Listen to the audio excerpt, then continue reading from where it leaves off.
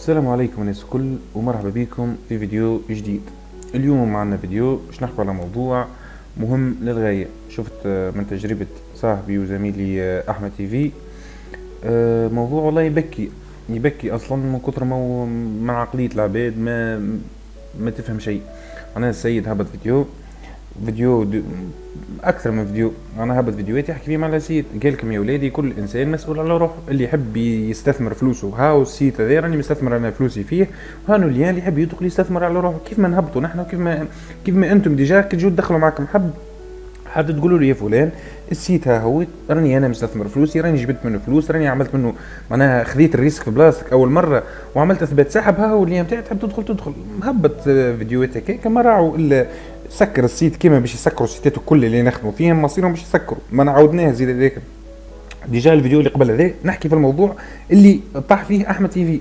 قلت لكم راهو السيتات نتاع الهاش بي جروب والمايننج لاكي والماينر فوكس والباركينج وكلهم باش يسكروا مصيرهم باش يسكروا. ديجا خادمين في 1000 سيت نحن قبل ستارلايك والميركاتو والهاش بي جروب و اي سيت باش تخدم فيه من السيتات البونزيه هذه باش يخدم مده ويسكر. السيد سكر السيت ولو يتهموا فيه بانك انت معناها تفاهمت مع مالي السيت باش يخدموا باش معناها تجبد انت فلوسك ويسكر على العباد وك انت السبب وانت اللي كريت علينا وكانوا مش منك انت رانا ما خسرناش فلوسنا ومعناها استغليت متابعينك.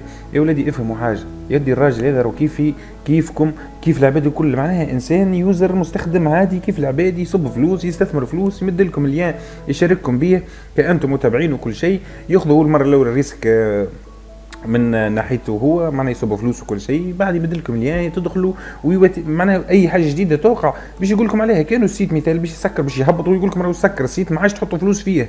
كانوا السيت معناها مازال باش يخدم باش يقول لكم راهو باش يخدم. كانوا السيت فيه ميزات جدد باش يجوا باش يقول لكم هكاك.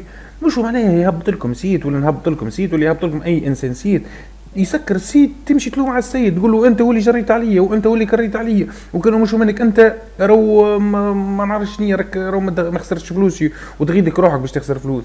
يدي راهو انسان كيهبط كونتيني كيهبط محتوى راهو ماهوش مسؤول على هذيك. راهو ديجا اول حاجه يقولها لك يقول لكم السلام عليكم صلوا الناس كلها على سيدنا محمد صلى الله عليه وسلم. راهو كل انسان مسؤول على روحه. ديما يقول في فيديوهات راهو كل انسان مسؤول على روحه، مش ني انا مسؤول عليه هو ولا هو مسؤول على كل انسان مسؤول على روحه. يا ودي كل هبط فيديو نجح الفيديو ما نجحش يا خويا كل انسان مسؤول على روحه.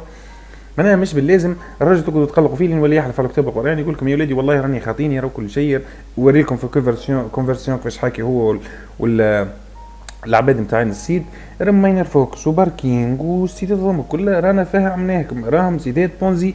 العباد اللي داخله جديده للدومين هذه ما تعرفش راهم سيدات بونزي راهم مصيرهم باش يسكروا. هو ماهوش مسؤول على انه يسكر راهو كيف وكيفك.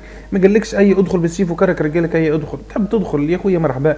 تو انا هبط لكم شرح على الفيديو هذا معناها على السيت هذا وكيفاش سحبت منه فلوس وهبط لكم كيفاش عملت منه الذروه. هي وصلتني مرتين وثلاثه واربعه والذروات وصلوني وجوي مريقل ومازال باش نجبد منه وفهمتكم وقلت لكم كل واحد يتحمل مسؤوليته. مش معناه يسكر مايننج لك يجيني انا يقول لي اسمعني انت هو اللي جريت عليه وكانوا مش منك انت راني انا ما دخلتش، ولا اللي دخل الهاش بي جروب يسكر تقول له كانوا مش منك انت راني انا ما دخلتش. انا يكون منكم العقل ويسر عباد متفاهمه جوا امريكا ويسر عباد جدد في الدومين هذوما ما نعرفش انا يا صغار يا كبار يا ما نعرفش مازال جدد. انا تفهموا الحكايه هذه ومش باللازم تقعدوا تقلقوا في الراجل ولا في غير الراجل ولا مستقبلا في اي حكايه. كل انسان عارف روحه ما يخافش يحبش يخسر فلوس وما يدخلش ياخذ الريسك خاطر كيما دي الجمله اللي يقول فيها ديما احمد يقول لكم يا خويا اللي مش حاب ياخذ ما يحبش معناها ياخذ الريسك وما يحبش يخسر فلوسه يا خويا من غير لا يدخل. واللي يحب ياخذ الريسك وباش يكبر فلوسه واللي يكبر راس ماله يا خويا يكبر راس ماله.